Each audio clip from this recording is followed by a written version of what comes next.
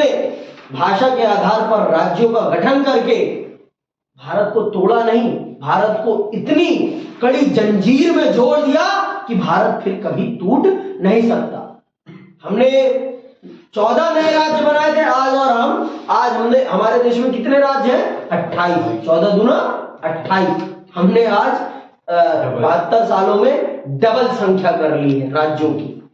तो ये क्या है कि हमने देश की अभिव्यक्ति को सम्मान दिया है, हमने देश की अभिव्यक्ति को सम्मान दिया है और देश की जनता ने भी देश की सरकार का पूरा सम्मान किया है। और हमेशा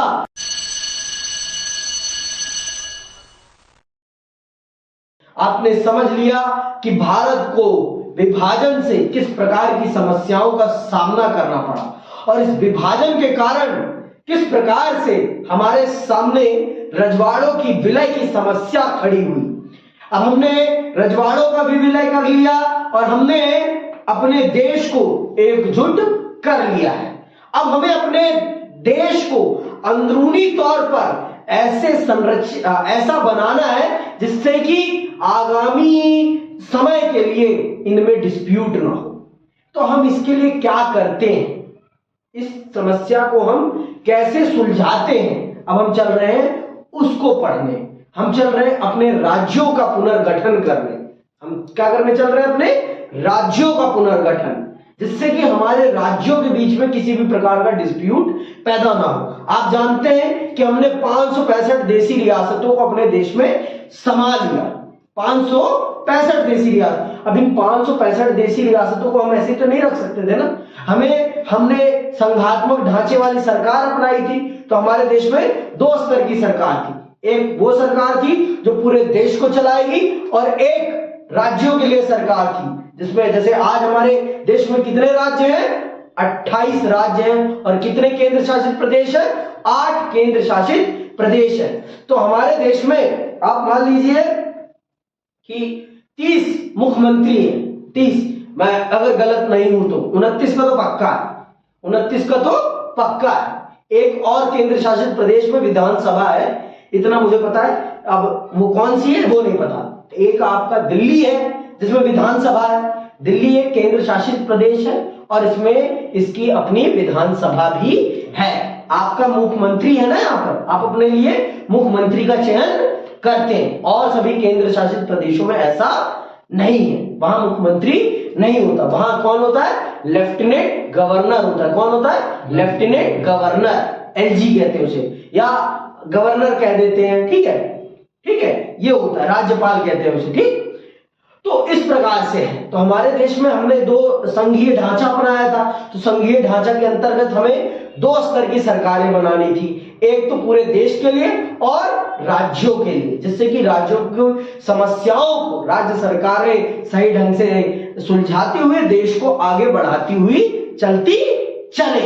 ये था हमारा। तो इस चीज को करने के लिए हमें ये जो अपना विविधता भरा देश मिला था, इसको सही ढंग से बांटना था, जिससे कि हमारी सारी समस्याओं को हम सही ढंग से सुलझा पाए और राज्यों के बीच में सही ढंग से तालमेल बिठा पाए। तो इस तालमेल को बिठाने के लिए हमें राज्यों को बनाना था। तो इन राज्यों को हम कैसे बनाएंगे, इसके बारे में चर्चा होती है। और चर्चा होती है कि हम किन आधारों पर राज्यों का निर्माण करें। किन आधारों पर? क्या धर्म के आधार पर करें, क्या संस्कृति के आधार पर करें, क्या भोजन के आधार पर करें, या भूगोल के आधार पर? इन सारे विषयों पर चर्चा होती है। इन सारे विषयों पर चर्चा होती है कि किस आधार पर हम अपने राज्यों का निर्माण करें। तो एट द एंड सब एक ही बात पर एग्री होते हैं और वो बात होती है भाषा, कि हमें अपने राज्यों का निर्माण भाषा के आधार पर करना चाहिए।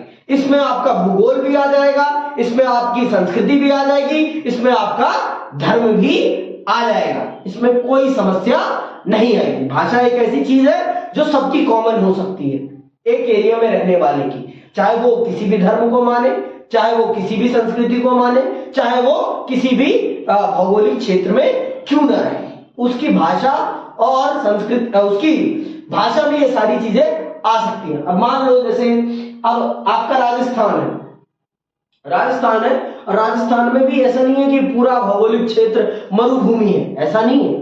उसमें शहरी क्षेत्र भी है, उपजाऊ क्षेत्र भी है और मरुभूमि भी है। तो इन सब को एकजुट करके और आपके इस राजस्थान में ही सबसे ज्यादा देसी रियासतें थी, सबसे ज्यादा देसी रियासतें इसी में थी। तो इन सभी देसी रियासतों को और एक भाषा के आधार पर हमने देखा और इसे हमने क्या बना दिया, राजस्थान। इसे हमने क्या बना दिया, राजस्थान। इसे क्या नाम दे दिया हमने, राजस्थान। तो चल रहे हैं इसी चीज को हम बहुत ही विस्तार पूर्वक समझने कि हमने अपने देश के राज्यों का गठन किस आधार पर किया और क्या हमें समस्या आई थी इन राज्यों के निर्माण में। हमने विभाजन कर दिया, हमने रजवाड़ों का विलय कर लिया, अब हम चल रहे हैं राज्यों का पुनर्गठन करने। तो चलिए विस्तार से पढ़े। चलिए, बंटवारे और देसी रियासतों के विलय के साथ ही राष्ट्र निर्माण की प्रक्रिया का अंत नहीं हुआ। भारतीय प्रांतों की आंतरिक सीमाओं को तय करने की चुनौती अभी सामने थी। और ये चुनौती क्यों थी हमारे सामने, क्योंकि हमने संघीय ढांचा अपनाया था। हमने सत्ता का संघीय ढांचा अपनाया था, जिसमें हमने सत्ता के दो स्तर रखने थे। हमने क्या रखना था, सत्ता के दो स्तर, एक पूरे देश के लिए और राज्यों के लिए अलग अलग। तो इस प्रकार से हमें राज्यों का भी गठन करना था। तो अब हम आते हैं अपनी तीसरी चुनौती पर, राष्ट्र निर्माण की। यह महज प्रशासनिक विभाजन का मामला न था, प्रांतों की सीमाओं को इस तरह तय करने की चुनौती थी कि देश की भाषाई और सांस्कृतिक बहुलता की झलक मिले, साथ ही राष्ट्रीय एकता भी खंडित ना हो। बनाना ऐसे था कि देश की भाषा संस्कृति भी एक लगे और किसी में भी किसी के प्रति द्वेष भावना ना दिखे। देश को ऐसे गढ़ना था हमें कि सबकी भाषा को भी सम्मान मिल जाए, सबकी संस्कृति को भी सम्मान मिल जाए और फिर भी आपस में लड़ाई ना हो। ऐसे हमें देश को गढ़ना था। आगे सुनिए। औपनिवेशिक शासन के समय प्रांतों की सीमाएं प्रशासनिक सुविधा के लिहाज से तय की गई थी, या ब्रिटिश सरकार ने जितने क्षेत्र को जीत लिया हो उतना क्षेत्र एक अलग प्रांत मान लिया जाता था। प्रांतों की सीमा इस बात से भी तय होती थी कि किसी रजवाड़े के अंतर्गत कितना इलाका शामिल है। ब्रिटिश काल में तो इस प्रकार से था कि जितने पे ब्रिटिश सरकार का राज था वो अलग प्रांत कहलाता था, और जितने पे रजवाड़ों का राज था वो अलग प्रांत कहलाता था। लेकिन हम तो वैसे नहीं कर सकते थे ना, हमें तो जनता के आधार पर सब कुछ करना था, क्योंकि हमने क्या अपनाया था, लोकतांत्रिक शासन पद्धति। तो हमें तो जनता की अभिव्यक्ति करनी थी ना भाई। अगर हम जनता की अभिव्यक्ति नहीं करते तो फिर लोकतंत्र में और तानाशाही में अंतर क्या रहता। तो हमें तो जनता की इच्छाओं के अनुरूप सारा का सारा शासन चलाना था और जनता की अभिव्यक्ति को पहचान प्रदान करनी थी। हमें जनता की अभिव्यक्ति को पहचान प्रदान करनी थी, जिससे कि जनता भारत से अपना जुड़ाव महसूस कर सके। जनता क्या कर सके, अपना भारत के साथ जुड़ाव महसूस कर सके। अब आप देखिए राजस्थान की जनता में अपने राज्य के प्रति प्रेम है कि नहीं है, और ये प्रेम कैसे पैदा हुआ कि हमने उनको भाषा के आधार पर कलेक्ट कर दिया, जिससे कि उनके अंदर अपने क्षेत्र के प्रति प्रेम की भावना पैदा हुई। गुजरातियों में गुजरात के प्रति, मराठियों में महाराष्ट्र के प्रति, मध्य प्रदेश वालों में मध्य प्रदेश के प्रति ये भावनाएं कैसे पैदा हुई, जब हमने उनकी भाषा को सम्मान दिया और उनके क्षेत्र को एक पहचान प्रदान करी। किस आधार पर, भाषा के आधार पर, ना कि धर्म के आधार पर। बात समझ में आई कि नहीं आई अभी भी, कि हमने हमारे देश में हमने कभी भी अपने देश की राजनीति को धर्म की राजनीति की तरफ नहीं जाने दिया।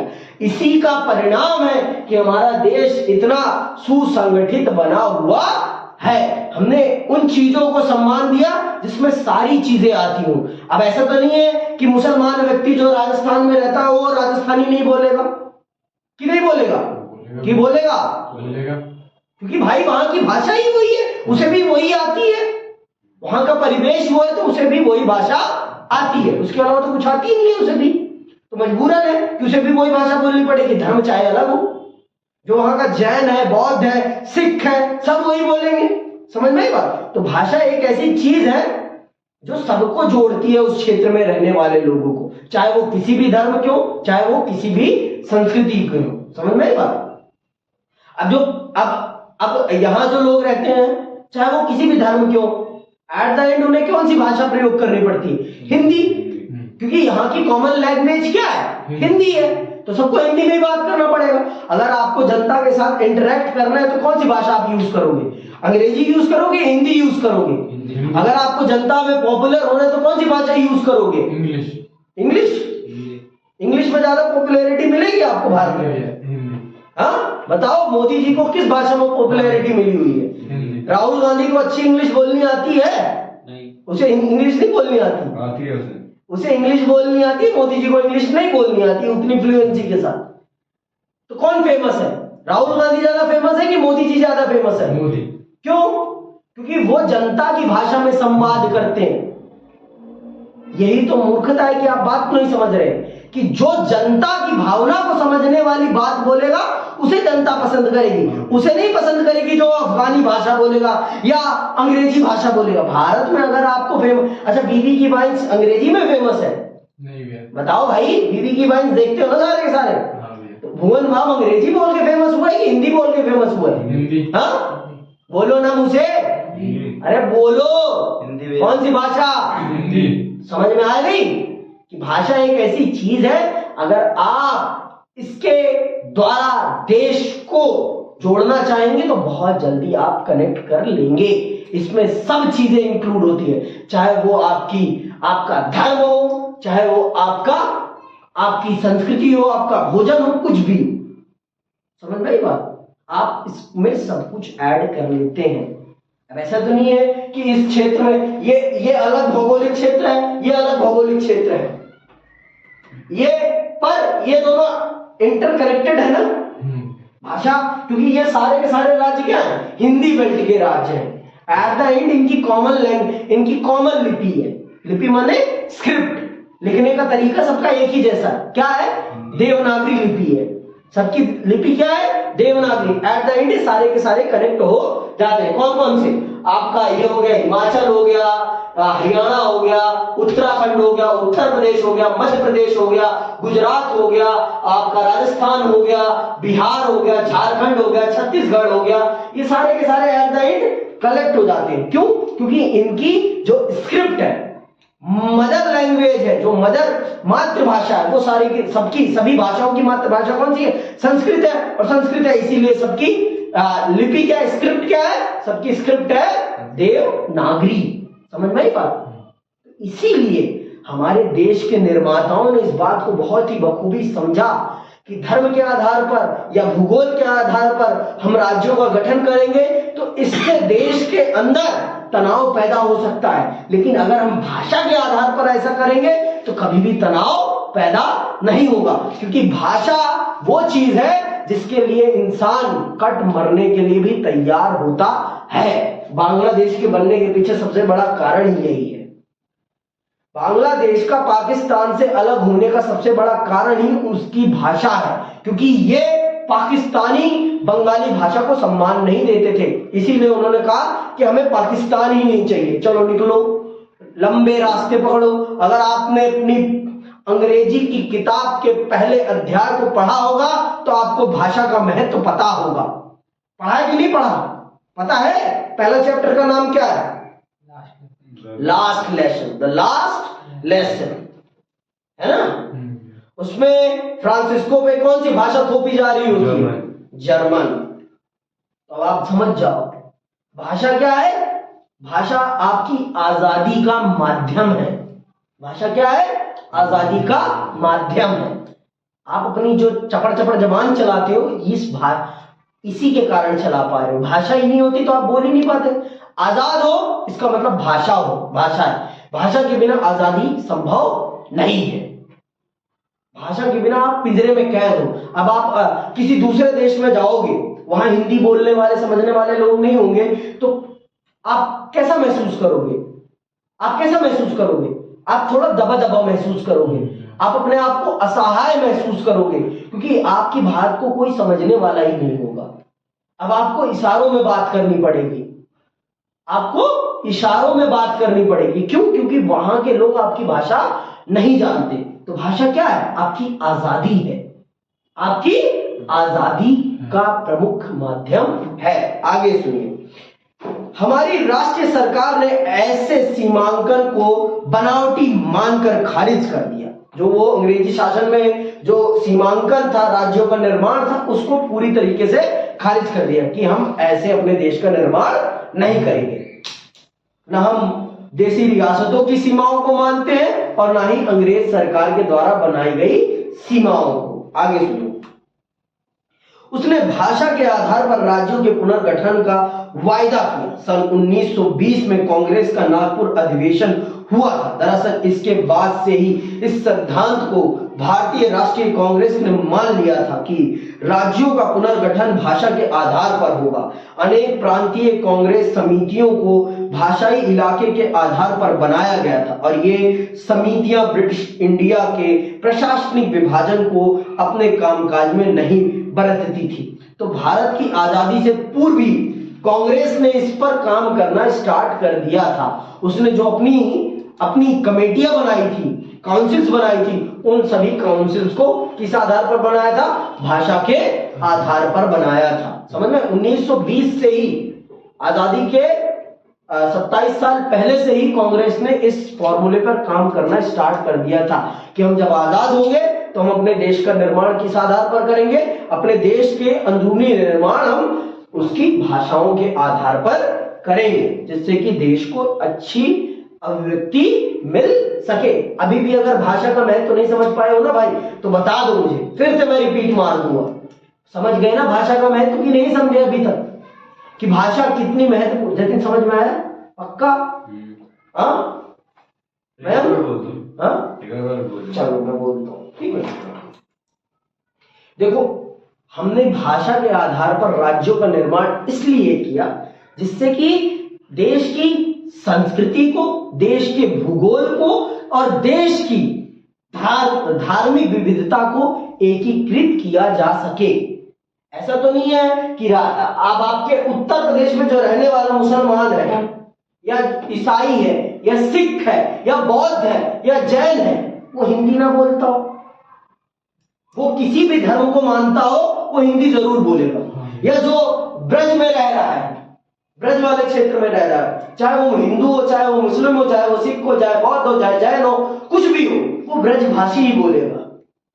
तो इस प्रकार से हमने अपने देश का निर्माण किया जिससे कि हर धर्म को, हर भाषा को, हर संस्कृति को सम्मान मिल सके।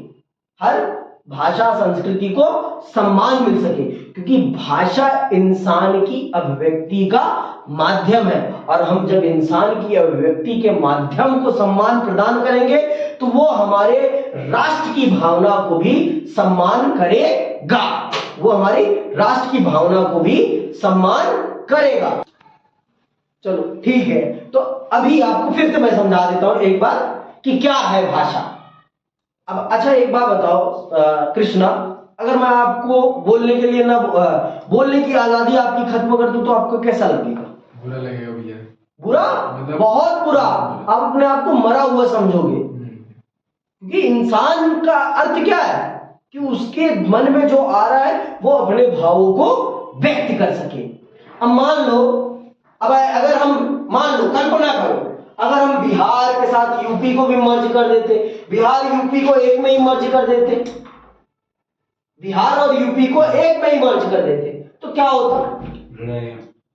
लड़ाइयां होती। क्यों होती? क्योंकि यहाँ के लोग यहाँ की भाषा नहीं समझ पा रहे और यहाँ के लोग यहाँ की भाषा नहीं समझ पा रहे। इससे क्या होता? आपस में कॉन्फ्लिक्ट होता। आपस में क्या होता? कॉन्फ्लिक्ट होता। सरकार सही से किसी के लिए काम नहीं कर पाती। समझ में आएगा? अब मान लो महाराष्ट्र के लोग और तेलंगाना के लोग अगर एक ही स्टेट में होते तो क्या होता? कॉन्फ्लिक्ट होता, लड़ाइयां होती। समझ में बात? लड़ाई। यहाँ कश्मीर और लद्दाख के बीच में लड़ाई का मूल कारण क्या है पता है आपको? कश्मीर से लद्दाख अलग क्यों होना चाहता था? क्योंकि कश्मीरी प्रशासन में लद्दाख की भाषा को सम्मान नहीं दिया जाता था। अब भाई आपको वो भाषा आती नहीं है तो आप पढ़ाई लिखाई कैसे कर पाओगे भाई? आपने बचपन से वो भाषा ही नहीं पढ़ रखी। अब यहां हमारे देश में ही देख लो, अंग्रेजी हमारे देश पर ऐसे ला दी जाती है जिससे कि बच्चे फेल हो जाते हैं। अगर ये अंग्रेजी का बोझ आपके माइंड से हट जाए तो कितना अच्छा रहेगा, सरल हो जाएगा ना चीजें आपके लिए। क्योंकि आप अंग्रेजी बचपन से नहीं जानते, क्योंकि वो आपकी मदर टंग नहीं है, आपकी वो मदर टंग नहीं है, इसलिए आप उसको बखूबी नहीं समझते हैं। और यही हिंदी है, हिंदी को आप बखूबी समझते हैं। क्यों?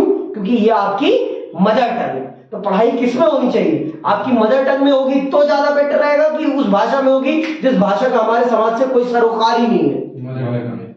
तो आप ज्यादा समझोगे ना।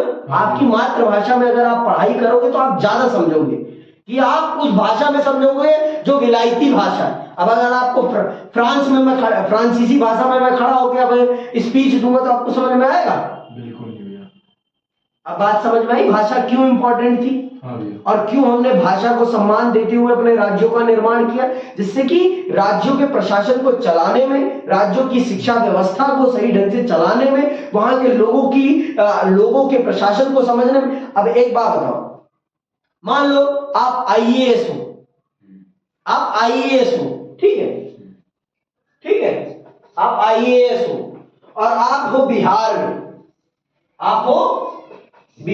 में, ठीक है, बिहार आईएएस हो। और आप कहां के आईएएस हो?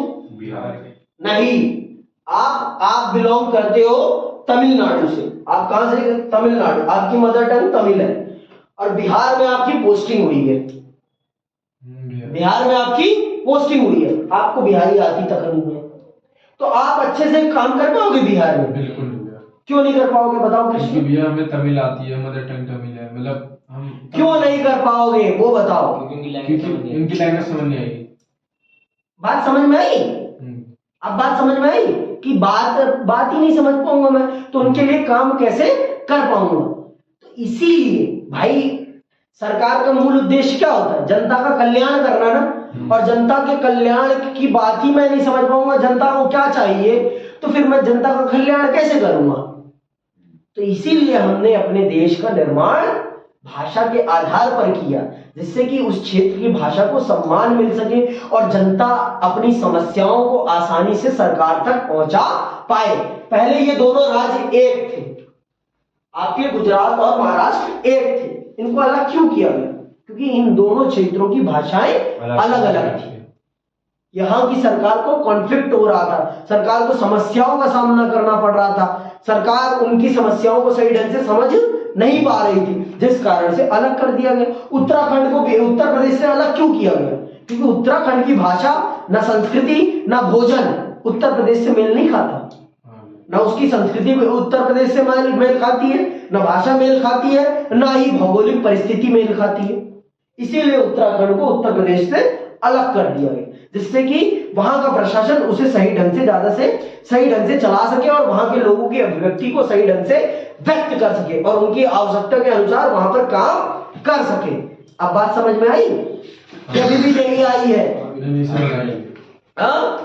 चलो आगे सुनो।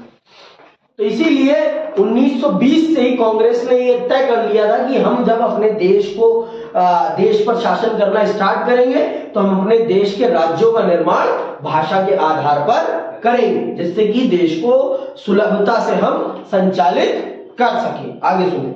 आजादी और बंटवारे के बाद स्थितियां बदली। हमारे नेताओं को चिंता हुई कि अगर भाषा के आधार पर प्रांत बनाए गए तो इससे अव्यवस्था फैल सकती है तथा देश के टूटने का खतरा पैदा हो सकता है। हमारे नेताओं को यह भी लग रहा था कि भाषावार राज्यों के गठन से दूसरी सामाजिक आर्थिक चुनौतियों से ध्यान भटक सकता है, जबकि देश इन चुनौतियों की चपेट में है। केंद्रीय नेतृत्व ने इस मसले को स्थगित करने का फैसला किया। रजवाड़ों का मसला अभी हल नहीं हुआ था, बंटवारे की यादें अभी ताजा थी।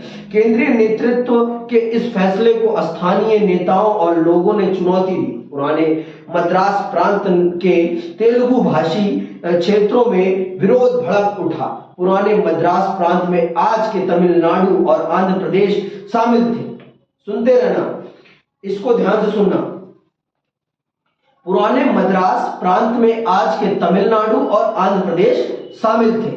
ये आपका ये पहले ये पूरा का पूरा मद्रास कहलाता था, मद्रास प्रेसिडेंसी कहलाता था। ये पूरा क्षेत्र पुराने मद्रास में कौन कौन? आपका तमिलनाडु और आंध्र प्रदेश शामिल था। सुनना आगे, शामिल थे।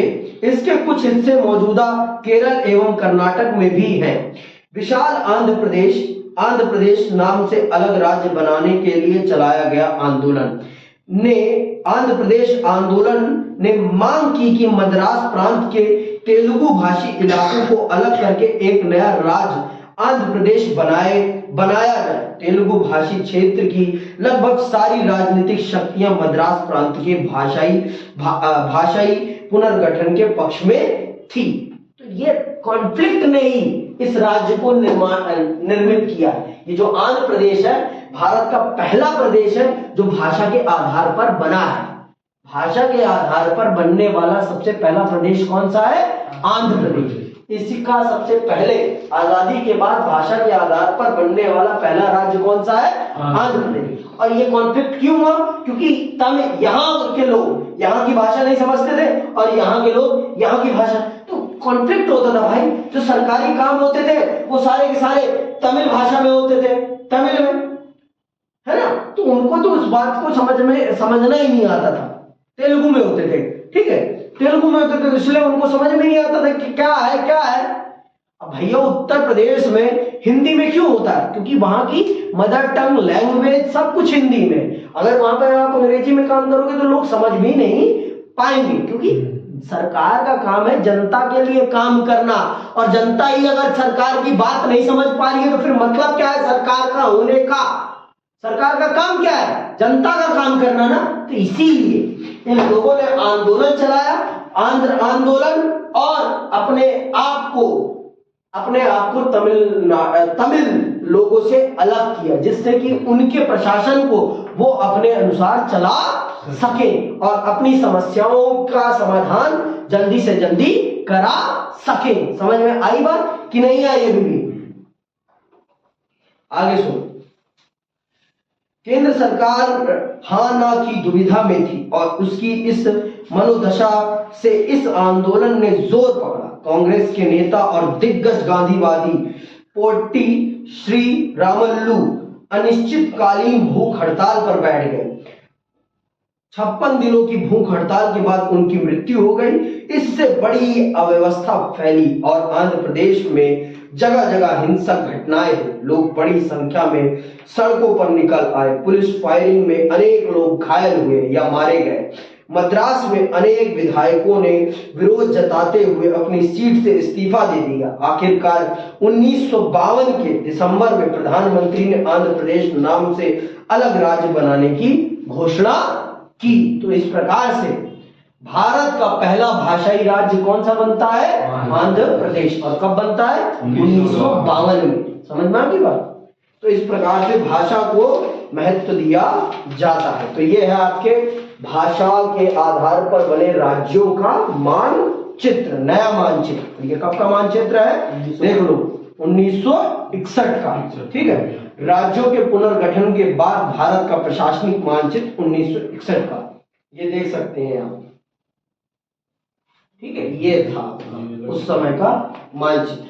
तो आगे देखो, आंध्र प्रदेश के गठन के बाद, आंध्र प्रदेश के गठन के साथ ही देश के दूसरे हिस्सों में भी भाषाई आधार पर राज्यों को गठित करने का संघर्ष चल पड़ा। इन संघर्षों के से बात होकर केंद्र सरकार ने 1953 में राज्य पुनर्गठन आयोग बनाया।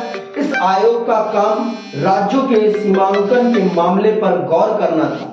इसने अपनी रिपोर्ट में स्वीकार किया कि राज्यों की सीमाओं का निर्धारण वहां बोली जाने वाली भाषा के आधार पर होना चाहिए। इस आयोग की रिपोर्ट के आधार पर 1956 में पुनर्गठन अधिनियम पास हुआ। इस अधिनियम के आधार पर 14 राज्य और 6 केंद्र शासित प्रदेश बनाए गए। तो 1953 में राज्य पुनर्गठन आयोग बनता है और वो अपनी रिपोर्ट प्रस्तुत करता है 1956 में, और वो मानता है कि नए राज्यों की जो सीमाएं बननी चाहिए वो किस आधार पर बननी चाहिए, भाषा के आधार पर बननी चाहिए, तभी भारत एकजुट और संगठित रह पाएगा, क्योंकि भाषा बहुत ही सेंसिटिव चीज है और अगर भाषा को सम्मान नहीं दिया जाएगा तो दिक्कत हो सकती है। तो आपकी 1953 में नेहरू जी इस बात को बखूबी समझ जाते हैं और वो फिर राज्य पुनर्गठन आयोग का निर्माण करते हैं और फिर वो आयोग 1956 में अपनी रिपोर्ट प्रस्तुत करता है और वो सरकार को ये सलाह देता है कि राज्यों का पुनर्गठन, राज्यों की सीमाओं का जो निर्धारण होना चाहिए वो भाषा के आधार पर होना चाहिए, क्योंकि भाषा बहुत सेंसिटिव चीज है और भाषा को सम्मान मिलना बहुत जरूरी है, क्योंकि अगर भाषा को हमने सम्मान नहीं दिया तो देश में उपद्रव मच सकता है, क्योंकि लोगों का मानना है कि भाषा उनके लिए सबसे बड़ी चीज है, क्योंकि भाई सबके लिए बड़ी चीज है। मैं अभी आपने उदाहरण समझ ही ली कि अगर एक तमिल आईएएस बिहार में काम करेगा तो उसके लिए उतना आसान नहीं रहेगा काम करना, क्योंकि भैया जनता की समस्या वो कैसे समझ पाएगा जब उसे वहां की भाषा नहीं आएगी। सबसे बड़ी चीज है भाषा, क्योंकि भाषा के माध्यम से ही आप अपनी समस्याओं को व्यक्त करेंगे, और अगर भाषा ही नहीं समझ में आएगी तो फिर क्या मतलब रह जाएगा। समझ में आई बात? आगे सुनिए। तो इस तरह से हमने इस समस्या का समाधान करा। आजादी के बाद के शुरुआती सालों में एक बड़ी चिंता यह थी कि अलग राज्य बनाने की मांग से देश की एकता पर आंच आएगी। आशंका थी कि नए भाषाई राज्यों में अलगाववाद की भावना पनपेगी और नव निर्मित भारतीय राष्ट्र पर दबाव बढ़ेगा, पर ऐसा कुछ नहीं हुआ। हमने जब उनकी भाषा की मांग को मान लिया तो लोगों में धैर्य की भावना पनपने लगी। अगर हम उनका विद्रोह उनकी बात को नहीं मानते तो उनके अंदर ये हट जरूर पैदा हो जाता कि ये सरकार बात तो करती है लोकतंत्र की और जनता की ही बात नहीं मान रही, तो इस सरकार के लोकतांत्रिक होने का मतलब ही नहीं है, ये सरकार लोकतांत्रिक नहीं है, ये तो तानाशाही कर रही है। आप जनता की जो सही बातें हो ना हमेशा उनको मानते चले, कभी जनता आपके खिलाफ नहीं होगी। अगर आप जनता की वाजिब बातें भी नहीं मानेंगे ना तो जनता आपके खिलाफ जरूर हो जाएगी, और ये सही चीज थी। तो जनता की ये सही चीज मानना सरकार के लिए बहुत जरूरी था। अगर सरकार उनकी ये बात नहीं मानती तो ये सरकार की उनके साथ बहुत बड़ी जाती होती, और सरकार की भी संभावनाएं कोई, देखो भाई जब नया नया देश बनता है और देश के बनने से पहले ही देश दो भागों में टूट जाता है तो देश की सरकार को थोड़ा तो शक रहता है कि हम अगर लोगों की अभिव्यक्ति को, लोगों की आजादी को ज्यादा ही प्रमोट करेंगे तो लोग कहीं हमारे खिलाफ ही विद्रोह ना कर दे। इस चीज का उनके मन में डर रहता है। लेकिन भारत की जनता भारत के साथ रहना चाहती थी, भारत की जनता भारत से प्रेम करती थी, इसीलिए उन्होंने सरकार के साथ पूरा कोऑपरेट किया और सरकार से वही मांगे की जो उनकी बहुत ज्यादा जरूरी मांगे थी। समझ में आई बात? आगे सुनो। जनता के दबाव में आखिरकार नेतृत्व ने भाषा के आधार पर राज्यों के पुनर्गठन का मन बनाया। उम्मीद थी कि अगर हर इलाके के क्षेत्रीय और भाषाई दावे को मान लिया गया तो बंटवारे और अलगाववाद के खतरे में कमी आएगी। इसके अलावा क्षेत्रीय मांगों को मानना और भाषा के आधार पर नए राज्यों का गठन करना एक लोकतांत्रिक कदम के रूप में देखा गया। यही बात मैंने आपको बताई कि जनता की बात को मान लेना और जनता के हिसाब से काम करना ही तो लोकतंत्र का काम है ना भाई। और जनता ने इसे उसी रूप में देखा, जनता ने सरकार के इस कदम को उसी रूप में देखा कि सरकार हमारी बातों को मान रही है और हमारी समस्याओं को समझ रही है और उनके हल के लिए काम कर रही है। जनता ने भी इस चीज को सकारात्मक रूप में लिया और जनता ने सरकार की सराहना की।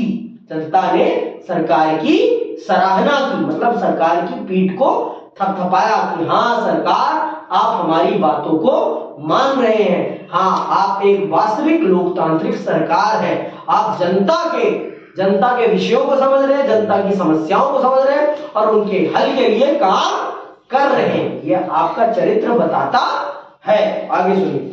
भाषावार राज्यों के पुनर्गठन की घटना को आज 50 साल से भी अधिक समय हो गया। हम कह सकते हैं कि भाषाई राज्य तथा इन राज्यों के गठन के लिए चले आंदोलनों ने लोकतांत्रिक राजनीति तथा नेतृत्व की प्रकृति को बुनियादी रूपों में बदला है। राजनीति और सत्ता में भागीदारी का रास्ता अब एक छोटे से अंग्रेजी भाषी अभिजात तबके के लिए नहीं, बाकियों के लिए भी खुल चुका है। भाषावार पुनर्गठन से राज्यों के सीमांकन के लिए एक समरूप आधार भी मिला है। बहुतों की आशंका के विपरीत इससे देश नहीं टूटा है, इसके विपरीत देश की एकता और ज्यादा मजबूत हुई। सबसे बड़ी बात यह है कि भाषावार राज्यों के पुनर्गठन से विभिन्नता के सिद्धांत को स्वीकृति मिली। जब हम कहते हैं कि भारत ने लोकतंत्र अपनाया है तो इसका सीधा सा मतलब इतना भर नहीं होता कि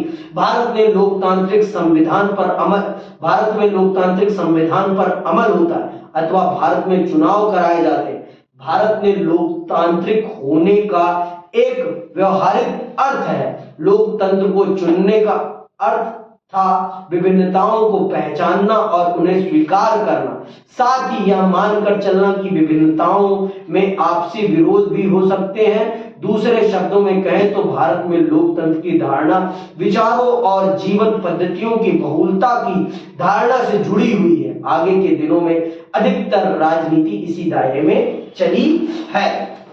तो आप कह सकते हैं कि भारत ने भाषा के आधार पर राज्यों का गठन करके भारत को तोड़ा नहीं, भारत को इतनी कड़ी जंजीर में जोड़ दिया कि भारत फिर कभी टूट नहीं सकता। हमने 14 नए राज्य बनाए थे आज हमने हमारे देश में कितने राज्य हैं? 28। 14 दूना 28। हमने आज 72 सालों में डबल संख्या कर ली है राज्यों की।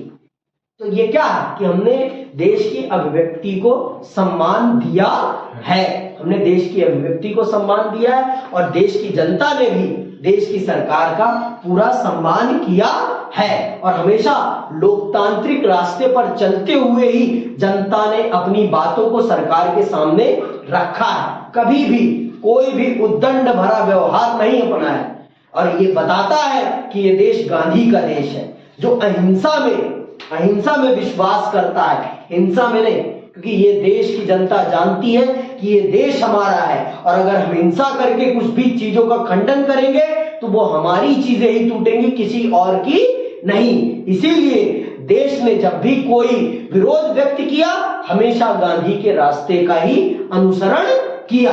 इसी के साथ मैं इस अध्याय का यही समापन करता हूं। जय हिंद, जय भारत।